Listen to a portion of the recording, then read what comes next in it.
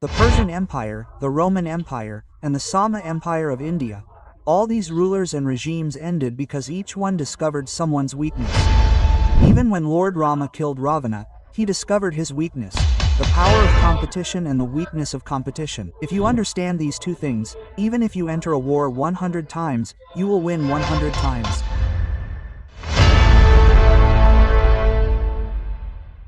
Hail the great Bhagavad Gita. So, welcome to today's next chapter of the Bhagavad Gita, Gita in action. Everybody, come on, Gita in action. How to apply the Gita in your life. The first chapter is ongoing. Today, we are going to take on the third verse of the first chapter. Duryodana is speaking this verse. We previously discussed Dhritarashtra's verse. Now, we will talk about Duryodana, what he is saying, and the Bhagavad Gita is about to begin.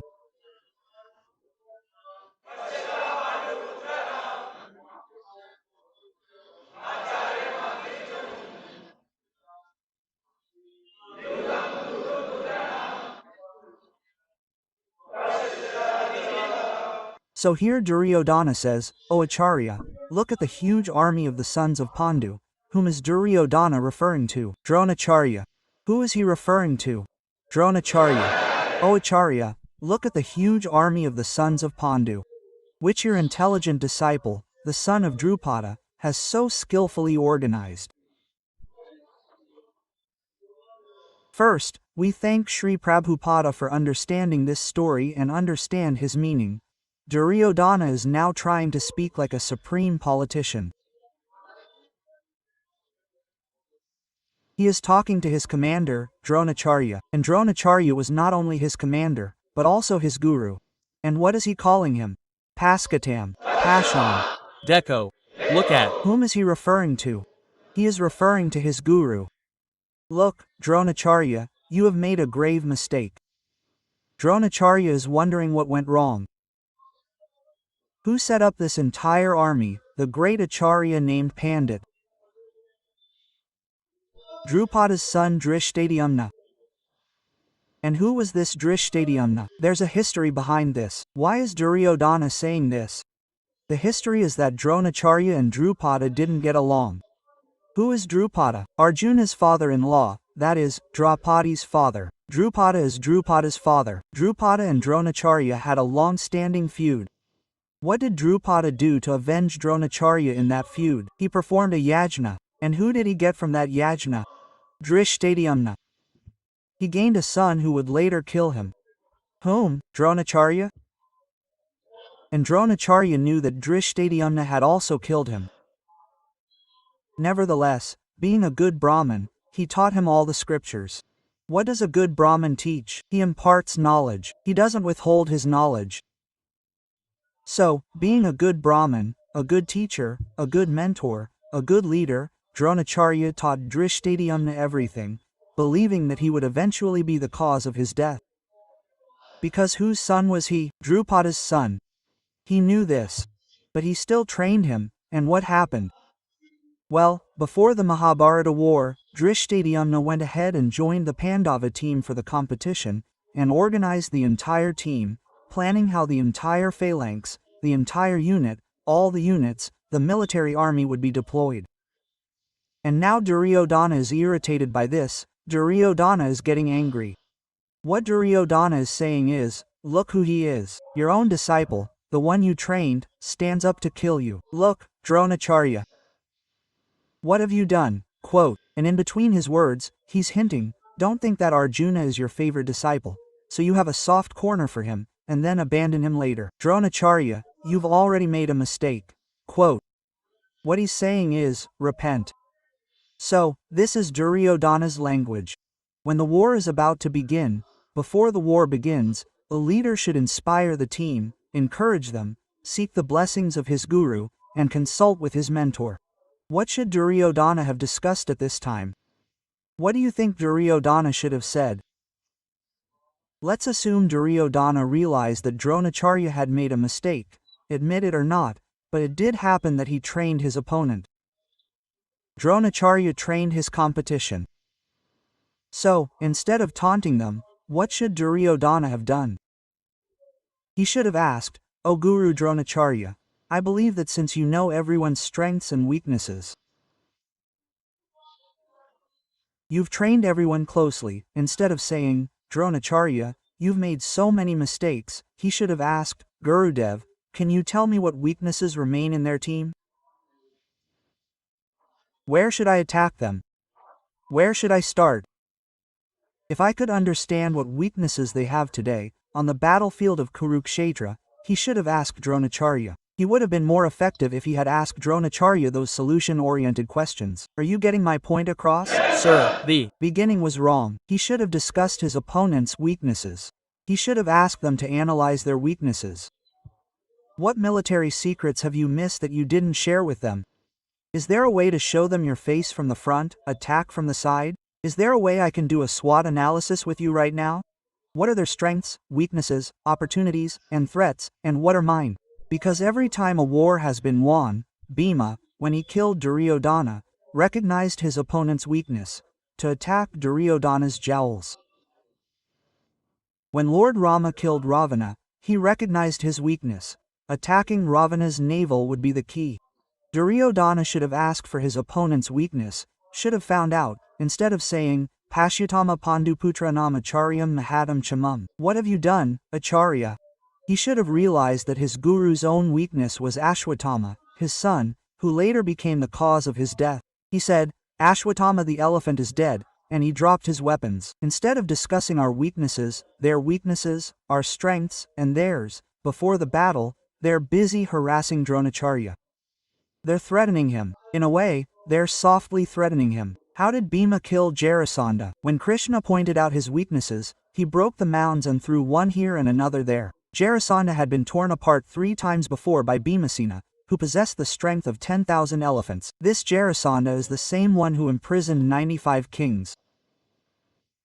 And after the 95, he wanted to appease the gods by imprisoning and killing 5 more kings in a yajna so he could later kill Krishna. Bhima didn't know Jarasandha's weaknesses, otherwise he would never have been killed. We've been hearing stories since childhood that a magician's life is in his parrot. If you kill the parrot, the magician's game is over. Listen, in all the pictures, yes, no? yes, sir. Understand the person in front of you. If you understand competition, then competitive analysis. I would urge you to learn from the 3rd verse of the 1st chapter. Understand that the Bhagavad Gita is a book that teaches you every type of management. Many people consider it a religious text. I would request them to put this thought aside for a while. Otherwise you will not benefit in life. Are you getting my point? Yes, no. Many times people make fun of Sardars. Quote, Sardar Ji, it's 12 o'clock. Sardar Ji, it's 12 o'clock. Sardar, it's 12 o'clock for you. They tell jokes. But before this rudeness, they don't know the actual story behind 12 o'clock. Nadir Shah, who was an emperor in 1737, entered India from Iran. At that time, crossing Punjab, he reached Delhi. Seeing the weakness of the Mughals in Delhi, Nadir Shah launched an invasion, looting our women, our money, and our wealth. His army was huge. The Sikh community was very small at that time. But what did the Sikh community do? They knew Nadir Shah's weaknesses. He was a drunkard, a kebab, and he kept company with women. His entire team was like that. So, every night by midnight, all the Sikhs formed a small team and, using guerrilla warfare, would defeat Nadir Shah's team. They would kill them every night, and rescue their women. The entire country should thank the Sikh community for saving our culture and our families, instead of just telling jokes.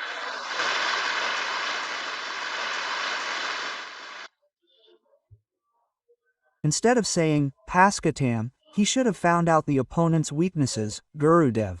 Just like the Sikh community, after seeing their weaknesses, went there and attacked them with guerrilla warfare. We've seen in old movies where the villain says, I have your mother, I have your girlfriend. He would also go and find the hero's weakness, and from there the film would take a U-turn. And then we've seen movies like Chak De India, Sultan, Dangal. Every movie shows them identifying the opponent's weakness before the final semifinal. Today, in business, you too see this.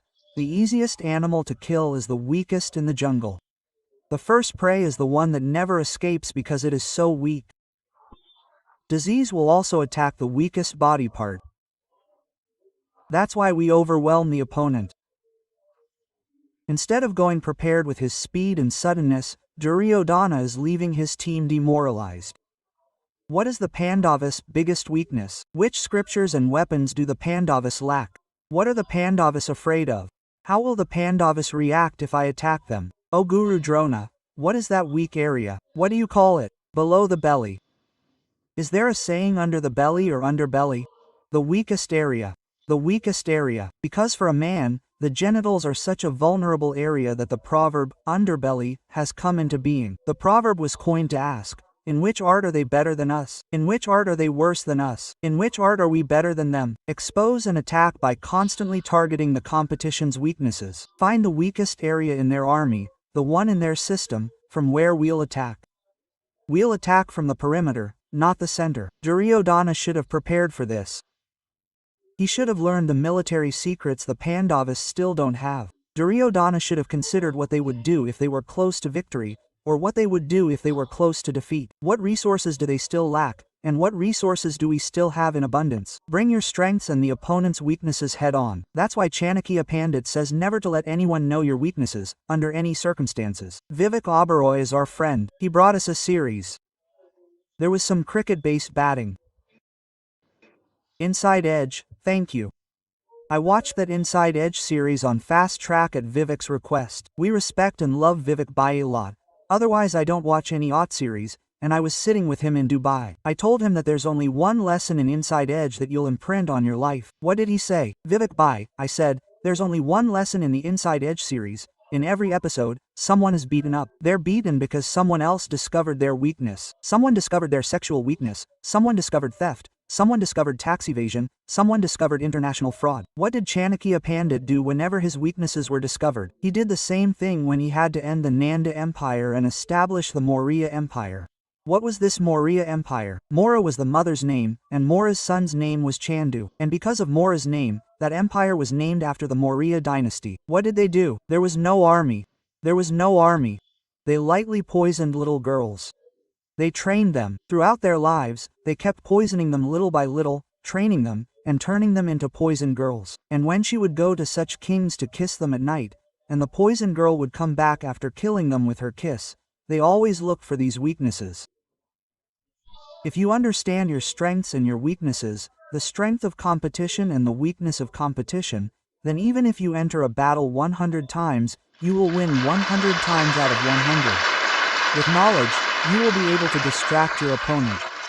But this was Duryodhana's mistake. What did Duryodhana say? Pashtam Panduputrana Acharyam Mahati Chamu. He got caught up in this. Look, in front of you, Drishtadyumna was trained, no problem. You trained Drishtadyumna. Acharya, there must have been some training that Drishtadyumna came to take from you, but you skipped that day. Acharya, there must have been some training that Drishtadyumna was receiving digital training that day. He did not attend carefully. Acharya, there must be something left in Drishtidam's life that he doesn't know. The day you distracted him, the day he fell ill, he was off work, on leave, on earned leave, on August 15th, something. From a business perspective, every competitor has a customer perspective. Forecast what the competition will do. How the opponent will react under different circumstances. That will be your shortest route to victory. Always remember this proverb about the underbelly. This proverb about the underbelly is a very important proverb. I believe that the Persian Empire, the Roman Empire, the Indian Empire, all these rulers and regimes ended because each one discovered someone's weakness. Someone's weakness was a weak successor or a weak downline. Someone's weakness was weak international strategic alliances. Some had a weakness. They had a vast empire, which led to an uncontrolled and disintegrated empire. Some had internal revolts, growing divisions within their own armies, leading to their downfall.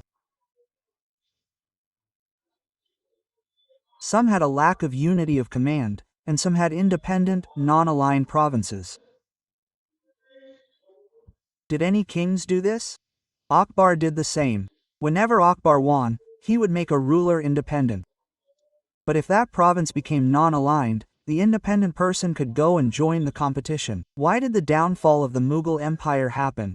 It began when a British team first arrived in Surat. And who was that person? William Hawkins. William Hawkins later gave the first bribe to Jahangir to establish a textile industry in Surat. Know the Gujarati people. The British first came to Surat with the textile industry, and William Hawkins came there and bribed Jahangir. They entered from there. This is how it has happened every time. The biggest mantra is to analyze the scenario, which you often miss. What could be our attack plan? Where can I find different high degrees of success? By the way, another great way to do this is to take action. Gita in action. If you want to identify your competition, go look at their reviews. Go to their mobile app stores. Go to their Facebook. Go through their reviews and see which good thing is missing and which bad thing is appearing again and again.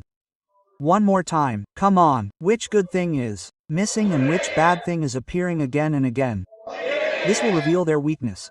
This good thing is missing, which means it is a weakness, and this weakness is appearing again and again, which means it is a weakness. And if you scrutinize their reviews only from those sites, you will get an idea.